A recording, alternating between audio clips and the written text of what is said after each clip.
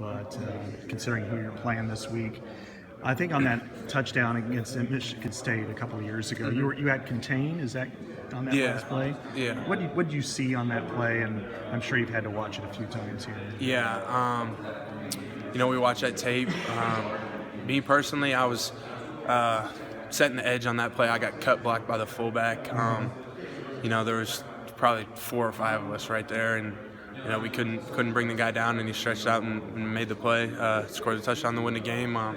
Obviously, it's still a little sour. It hurts, but we're watching that tape. We've moved on from that. That's almost 2 years ago now. So really, we're just trying to learn and see what they did to us in that game that might come up again. So. Did you? When you look back at that, did you marvel almost that you forced them? A couple of, I think 2 or 3 fourth down conversions, 22 plays, 9 minutes.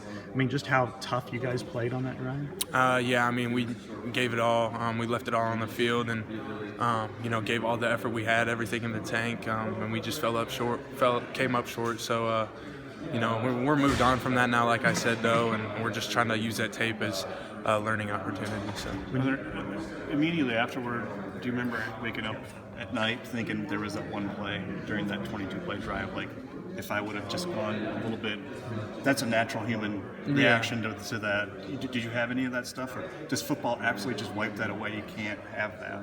I think that scenario was a little bit different because we had a big stretch before the Rose Bowl then, so we didn't. You have the 24-hour rule where you got to move on to the next opponent, but that was a little bit different just because we had a little bit of off time and just a big time gap, so that definitely sat with us a little bit longer, I think, but like I said, we're past that now. So, do you expect, I think it's probably going to be 16-13 Saturday. It's going to be a very physical game. It's going to be very in your face. But looking at their offense, I watched the Notre Dame game.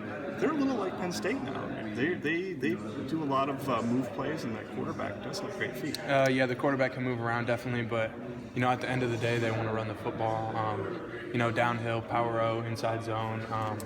And they're a lot like us, like you said. A lot of the traits of that program. Their coach has been there for, I think this is 10th year, so they have stability, and they're a physical team, and so are we. So we're both going to duke it out. So. How does facing Saquon Barkley, what you did last week, how does that make you guys better? That's one of the best backs in the country. He's in the Heisman race, and he's just so dynamic, catching the ball out of the backfield and just trying to get the ball out on the edges and making people miss. So that was definitely a tough challenge, but LJ Scott this week, he's a really good back. We saw him in 15, and we're gonna have our hands full with him too. So.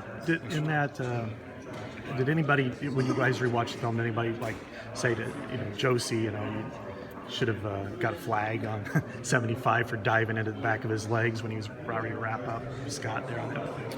No. That had been frustrating. We didn't watch that. I guess that as a team.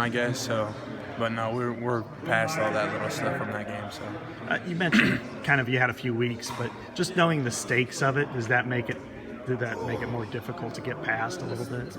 The loss 2 years ago.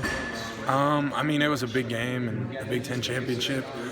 Excuse me, but that was definitely hard and it hurt. But we're, I guess, past that. Not trying to look at that 15 game. It's 2 years later. It's 2017. So they're a different team. We're a different team. So thanks, man.